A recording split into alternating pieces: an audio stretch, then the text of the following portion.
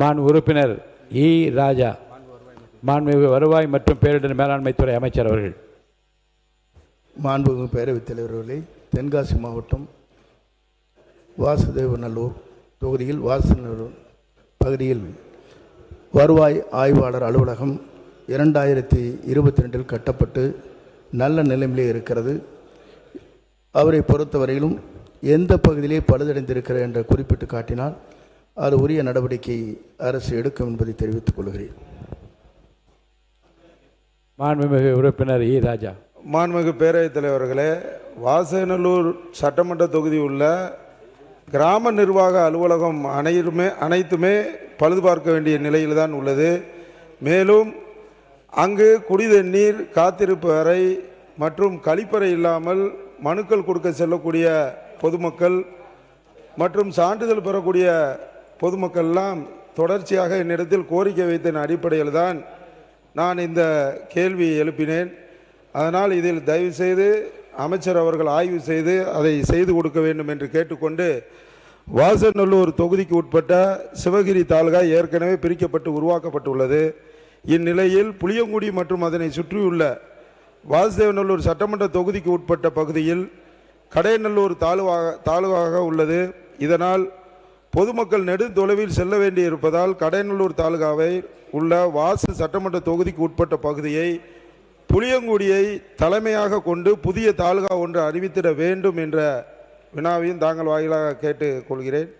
மாண்பு வருவாய்த்துறை அமைச்சர். மாண்பு பேரவைத் தலைவர் அவர்களே, மாண்பு உறுப்பினர்கள் குறிப்பிடுகிற போது அவருடைய தொகுதியில் இருக்கிற நிர்வாக அலுவலர்களுடைய அலுவலகம் சரியாக இல்லை என்று குறிப்பிட்டார்கள். எந்தெந்த பகுதியில் சரியாக இல்லை என்பதை அரசு ஆய்வு செய்து அதற்கான உரிய நடவடிக்கை மேற்கொள்ளும். நம்முடைய தமிழக முதலமைச்சர் பொறுப்பேற்றதற்கு பிறகுதான் வருவாய்த்துறையில் இருக்கின்ற நிர்வாக அலுவலர் அலுவலகத்தில் கழிப்பிட வசதியே இன்று வரையிலும் இல்லை. அதற்காக உடனடியாக நடவடிக்கை மேற்கொள்ள வேண்டும் என்றுதான் 1646 நிர்வாக அலுவலர் அத்தனை இடங்களுக்கும் கழிப்பிட வசதிகளை செய்வதற்காக உத்தரவை வழங்கி இருக்கிறார் என்பதை மகிழ்ச்சியோடு நான் தெரிவித்துக் கொள்கிறேன். குடிநீரை பொறுத்தவரை எல்லா இடத்திலும் சரியான முறையில் இது வழங்குவதற்கும் நடவடிக்கை மேற்கொள்ளப்படும். வட்டத்தை பிரிக்க வேண்டும் என்று நீங்கள் குறிப்பிட்டீர்கள். நம்முடைய மக்கள் ஜனத்தொகை இங்கே கணக்கெடுப்பு நடைபெற்று கொண்டிருக்கிறது. அடுத்த ஆண்டு மார்ச் வரையிலும் அது நீடிக்கும். அதற்கு பிறகு உங்களுடைய கோரிக்கை அரசு பரிசீலிக்கும். மாண்பு உறுப்பினர் ராஜா. 1646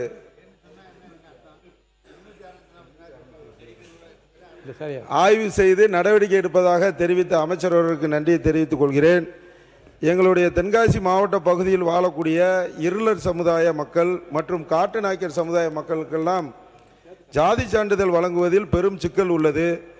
எனவே அவர்களுக்கு எளிய முறையில் சாதி சான்றிதழ் வழங்குவதற்கான பணிகளை மேற்கொள்ள வேண்டும். அதே போல வீரக்கோடி வெள்ளாளர் சமுதாய சான்றிதழ் என்பது விருதுநகர் மாவட்டத்தில் வழங்குகிறார்கள். ஆனால் தென்காசி மாவட்டத்தில் சைவ வேளாளர் என்றுதான் வழங்குகிறார்கள். வீரக்கோடி வெள்ளாளர் சமுதாய மக்கள் வாழ்ந்து கொண்டு இருக்கிறார்கள். அவர்களுடைய பூர்வீகர்களாம் எல்லாருமே ஜாதி சான்று வச்சுருக்காங்க. அவங்களுக்கு அந்த ஜாதி சான்றிதழ் வழங்க வேண்டும் என்பதையும், மற்றும் தெலுங்கு பட்டி செட்டி என்று ஜாதி சான்றிதழ் வழங்க வேண்டும். ஏன்னா அவங்களுக்கு அந்த ஜாதி சான்றிதழ் வழங்கினால பிசியில் ஓசியில் இருக்காங்க, அந்த பிற்படுத்தோர் மீண்டும் பிற்படுத்தப்பட்டோர் பட்டியலில் சேர்க்கணும் அப்படிங்கிறது அவங்களோட கோரிக்கை. இது விட என்ன பெரிய பிரச்சனைனா, அந்த நம்மளுடைய காட்டு நாய்க்கர் சமுதாயத்துக்கு கடந்த ஆட்சியில் ஆய்வு செய்து வந்தபோது அவர்களுக்கு அந்த மொழி அவங்க யூஸ் பண்ணுது அந்த வார்த்தையெல்லாம் மாறுது, உணவு மாறுது என்று சொல்லி அதை வழங்காமல் இருந்தாங்க. அதை மூல வினாவுக்கு தொடர்புடைய கேள்வியில் கேளுங்க. நீங்கள் தொகுதியை இல்லை ரெவன்யூ சம்மந்தப்பட்ட இந்த கேள்விக்கு சம்மந்தம் இல்லைல்ல. இந்த பாருங்க, மூல வினா நீங்கள் என்ன கேட்டீங்க, கிராம நிர்வாக அலுவலர் மற்றும் வருவாய் அலுவலர் அது மாதிரி கட்டடங்களை பற்றி நீங்கள் வருவாய்த்துறை சார்ந்த அதை தான் நீங்கள் பேசணுமே தவிர ஜாதி சான்றிதழ்னு போனீங்கன்னா இல்லை. அதை பற்றி நிறைய விவரங்கள்லாம் நம்ம சேகரிக்க வேண்டியது இருக்குது. மாண்புமிகு வருவாய்த்துறை அமைச்சர் அவர்கள்.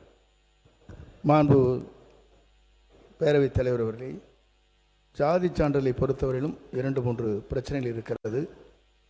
குறும்பர் நாக்கியர் என்று, அதே போல் மலை வாழ்கிற நாக்கிய பெருமக்கள் என்று 2 இருக்கிறது. ஆக இது போன்ற நிலைகளை மனதில் வைத்துத்தான் அரசு அதற்கான பரிந்துரையை மத்திய அரசுக்கு அனுப்பியிருக்கிறது. ஆகவே மத்திய அரசுடைய அனுமதி பெற்றதற்கு பிறகு இதுபோன்ற சாதி சான்றுகளை வழங்குவதற்கு வருவாய்த்துறையின் மூலமாக மத்திய அரசு அனுமதித்தால் நடவடிக்கை மேற்கொள்ளப்படும்.